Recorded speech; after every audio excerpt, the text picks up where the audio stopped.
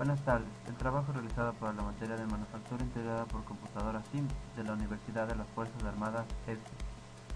El video trata sobre el proceso de diseñar un sistema de control, realizado por Alejandro Rodríguez. En el temario vamos a topar tópicos como los objetivos, la introducción hacia el control automático, los beneficios que este nos trae, las etapas para diseñar un sistema de control y las conclusiones. Como objetivos de trabajo tenemos realizar un video tutorial para explicar los pasos de un proceso de diseño de un sistema de control. Vamos a dar un ejemplo y vamos a mostrar paso a paso el modelamiento y el diseño del controlador para un motor DC. Vamos a mostrar las pautas que ayuden a la solución de posibles errores en el sistema de control. Como introducción hacia el control automático, primero debemos darnos cuenta en dónde existe control automático. Desde leer la información de un CD, procesos industriales como la pasteurización y el simple hecho de pilotear un avión, en todo esto existe control automático, ya que en ninguno de estos procesos existe intervención total del hombre.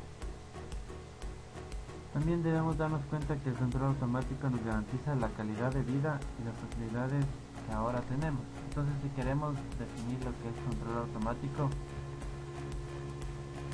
vemos que es la rama de la ingeniería dedicada a los sistemas, a que los sistemas funcionen de manera autónoma, realizando tareas que un operador humano no puede realizar. En esta rama de la ingeniería no sería posible disfrutar de muchas de las facilidades cotidianas y sería posible el actual nivel de industrialización. Los beneficios que este nos trae: considerable ahorro de energía. El aplicar un sistema de control automático o un proceso de control automático nos ahorra energía debido a que realizamos un proceso eficiente y eficaz, evitando errores en el proceso y así evitando pérdidas. Competitividad en el mercado.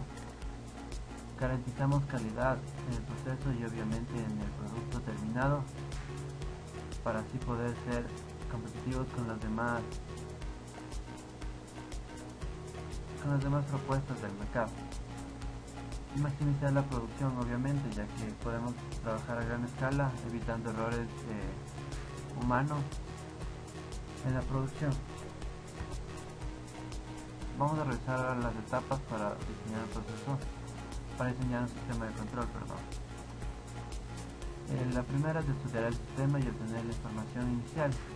Como vamos a realizar el modelamiento y el sistema de control de un motor DC, nos damos cuenta de primero las características básicas que debe tener un motor. O sea, vamos a tener en cuenta el momento de inercia, coeficiente de rozamiento, la constante de fuerza electromotriz, la resistencia de armadura, la inductancia,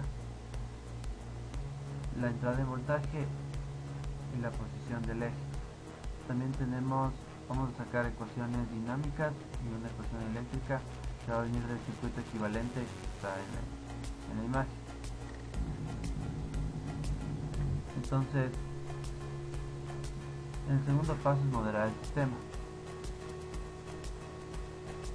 Nos fijamos y proponemos la ecuación de que el torque es proporcional a la corriente que pasa por el bobinado y el voltaje es proporcional a la velocidad angular.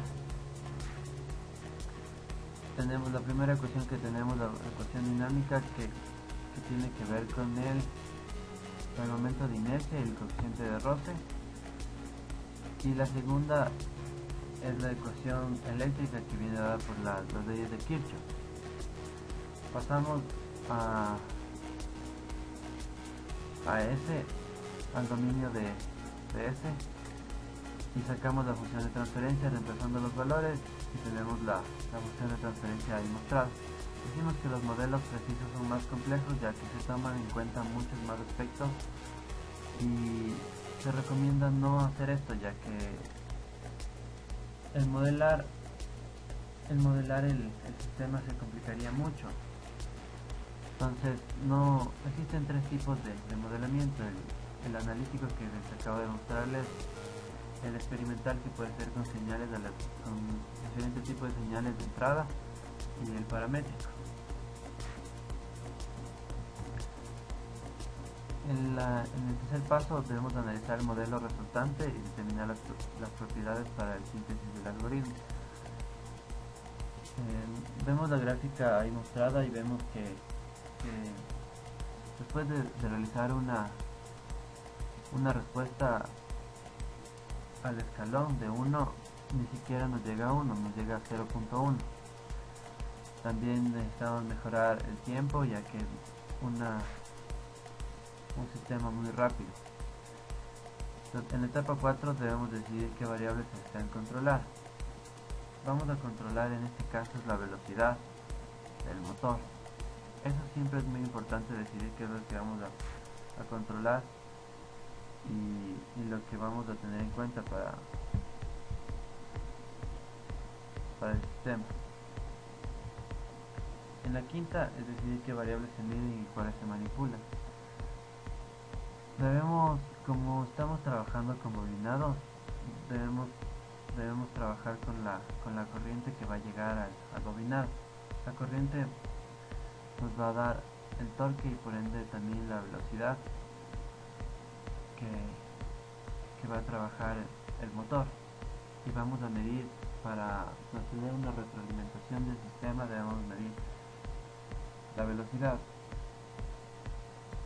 Cada uno de estos puede trabajar, podemos utilizar un sensor para la corriente, un sensor de efecto Hall por ejemplo, y para medir la corriente para medir la velocidad podemos utilizar un encoder.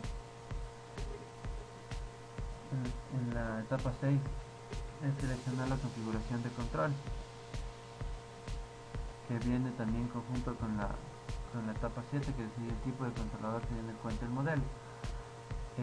Como es un modelo que es rápido y necesitamos también mejorar el error en estado estacionario, debemos obligadamente utilizar un PID, porque los PI solo se trabaja con sistemas lentos, entonces debemos utilizar un controlador PID.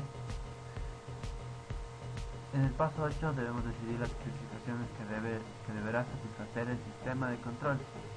Entonces nos hemos impuesto que el tiempo de establecimiento debe ser menor a 2 segundos, sobrepaso menor al 5% y el error de estado estacionario menor al 1%. En la etapa 9 es el diseño del controlador. Yo recomiendo que en vez de usar todos los métodos que existen para el diseño de controladores, utilicen más la sintonización, porque se utilizan más criterios de ingeniería dependiendo de lo que se necesita. Entonces, después de una sintonización del controlador PID, llegamos a la conclusión de que tenemos un KP de 100, KI de 200 y un KB de 10. En el paso 10 analizamos el sistema de control resultante para ver si satisface las especificaciones. Entonces, después de la sintonización y de poner a prueba la respuesta al escalón, vemos que cumple con cada uno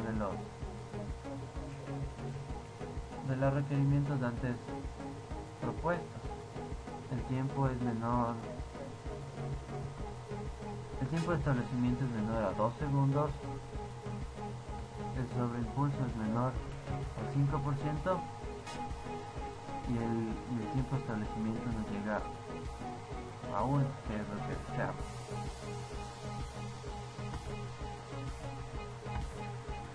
En el paso 11 debemos simular el sistema de control resultante.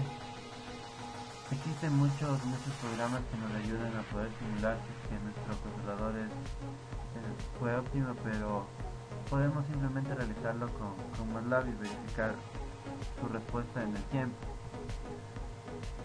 Si es que estuvo mal hecho el modelamiento y al rato de implementar o de probar o de simular no nos da la respuesta esperada, si es necesario debemos volver a modelar el sistema considerando algún error que pudo haber sido desde el paso 2. Una vez ya teniendo todo esto, debemos seleccionar un hardware y un software para poder implementar. Y como paso 14 es comprobar y validar el sistema de control, si es necesario realizar un ajuste en el controlador. El utilizar controladores adaptativos que vayan cambiando sus parámetros de acuerdo a la necesidad es una forma óptima para un sistema de control. Como conclusiones tenemos que un concepto clave en el control es la realimentación, que consiste en el uso de la medida de la variable a controlar para la toma de decisiones. Sin la realimentación no podríamos saber si es que nuestro sistema y el controlador están trabajando de manera adecuada. Entonces la realimentación obviamente es de suma importancia en un sistema de control. Los controladores diseñados por lo general necesitan de afinaciones y reajustes para sus parámetros para que cumplan con las especificaciones del sistema. Y es primordial para el diseño del sistema de control seguir las etapas nombradas en el actual documento. Gracias.